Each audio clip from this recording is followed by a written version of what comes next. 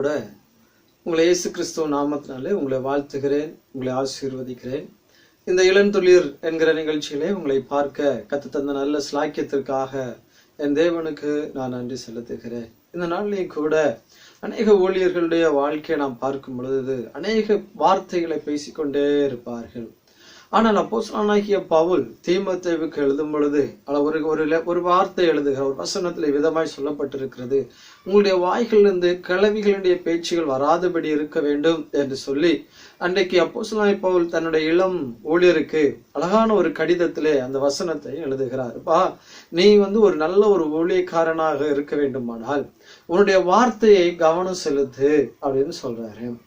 எல்லாரும் பேசுகிறதை போல, எல்லாரும் நடக்கிறதை போல, எல்லாரும் சத்தத்தை உயர்த்தி கதையை விடுகிறதை போல நீ இருக்கக்கூடாதுப்பா.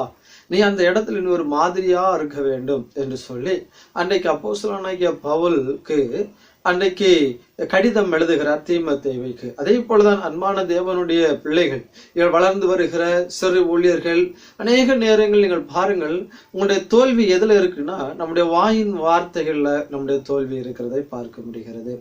காரணம் என்ன? தேவையில்லாத ஜோக்கு அப்படி நம்ம பண்ணுவோம். நம்ம ஒரு விளையாட்டுக்கு தான் நம்ம பேசுறது போல இருக்கும், ஆனா அவங்களுக்கு அது காயப்படுகிறதை போல இருக்கும். அப்போ இன்றைக்கு அன்பான தேவனுடைய பிள்ளைகள், உங்களுடைய வாயிலிருந்து வருகிற வார்த்தை சுருக்கமா இருப்பதாக என்று சொல்லப்பட்டிருக்கிறது. அப்போ இன்றைக்கு ஊழிய பகுதியில உங்களிடத்துல ஒருவர் அதிகமாய் பேச நிற்பாங்க, அவர் சுருக்கமாய் பேசிவிட்டு வந்து விடணும். பாருங்க, ஒரு கலெக்டர், ஒரு அதிகாரிகளிடத்துல நீங்க போகும் பொழுது அவங்க எவ்வளவு கவனமா அதை கேட்கிறாங்க. இன்னைக்கு ஊழியர்கள் அந்த பிறர் பேசுகிற அந்த வார்த்தையை உள்வாங்குவது இல்லை.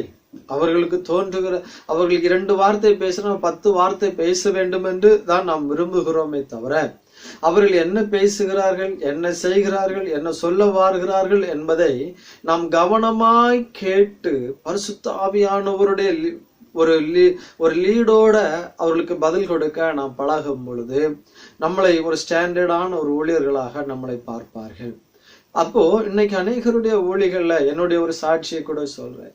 ஆரம்ப கால ஊழியங்கள்ல என்னுடைய பேரு பாத்தீங்கன்னா ஊழிய பகுதியில அதனால ஜோக்கர் பாஸ்ட்னு சொல்லுவாங்க.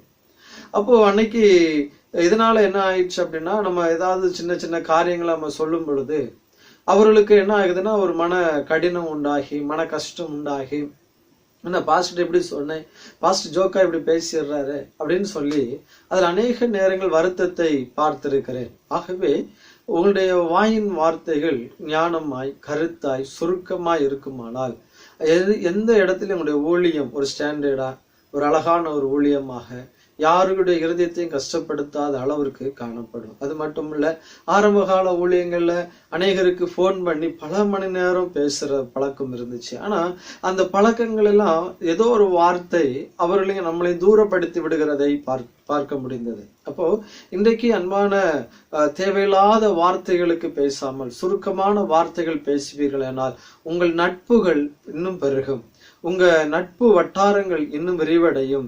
உங்களை நேசிக்கிறவர்கள் யாரும் உங்களை விட்டு தூரமாய் போவதில்லை.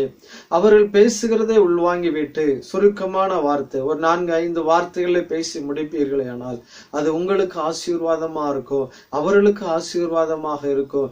யாருக்கும் பிரிவினை வராதபடி அந்த இடத்துல ஞானமாய் வார்த்தைகளை பேசும் பொழுது கர்த்தர் நம்முடைய ஊழியங்களை, நம்மளை இன்னும் ஆசீர்வதிப்பார். அதனாலதான் இன்றைக்கு வார்த்தை என்பது ஒரு ஜீவன் உள்ளது. அந்த வார்த்தை விட்டா நம்மளால் எடுக்க முடியாது என்றெல்லாம் சொல்லுவார்கள்.